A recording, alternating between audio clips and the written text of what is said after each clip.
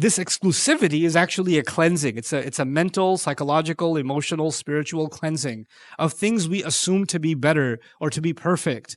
And now we're saying, no, perfection belongs only with Allah.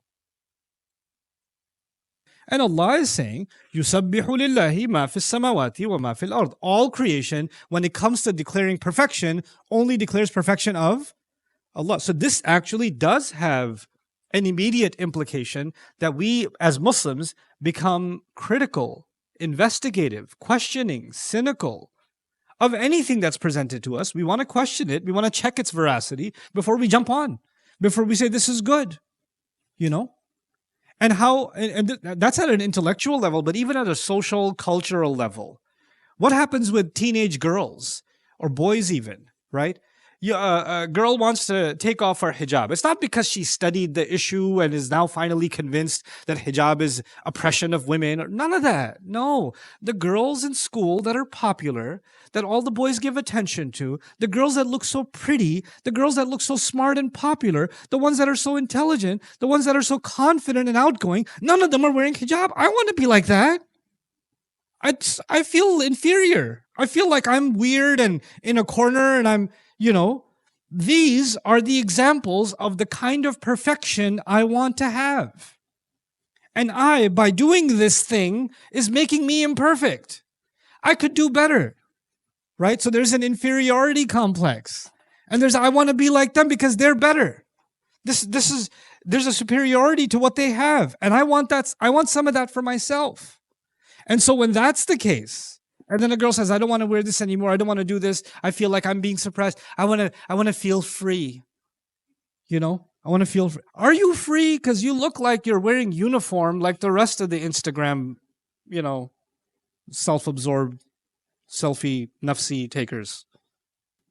Right? You all look the same. So you're like, oh, hijab, all the people who wear hijab are the same. All the people who take them off look the same. You guys even get the same fake surgeries. So there's a uniform on that side too. There's a surrender. Why? Because they've accepted a concept of perfection. So this exclusivity is actually a cleansing. It's a mental, psychological, emotional, spiritual cleansing of things we assume to be better or to be perfect. And now we're saying, no, perfection belongs only with Allah. Right? Okay, so now that's a little bit about the taqdeem and ta'khir. But now the last thing about this ayah. You thought it would never come. Well, yeah, it's here. It's actually something that occurred to me this morning. I didn't realize it until this morning.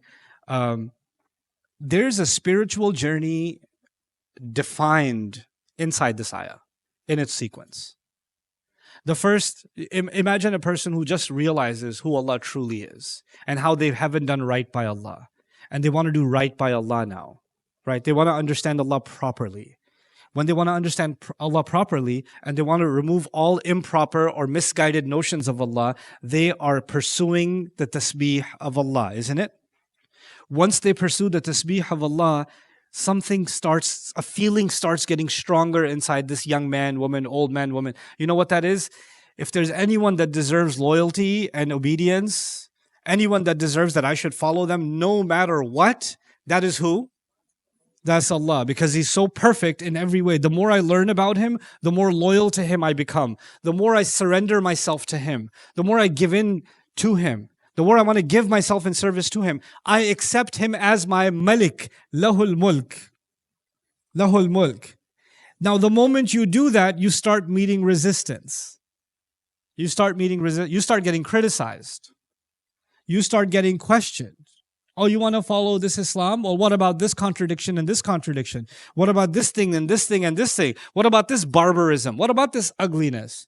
What about you? You're not that perfect. You're not this. You're not. And you start getting taken. Like the negativity starts coming at you the moment you accept Lahul Mulk.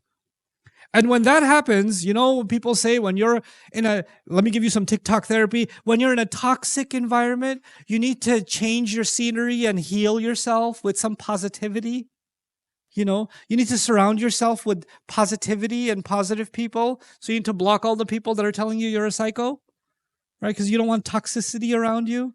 Well, you know what? Let me tell you spiritual therapy here. Well, what's the positive therapy here? Lahul Hamd. You're surrounded by negativity, And here you are filling yourself with positive emotions towards who?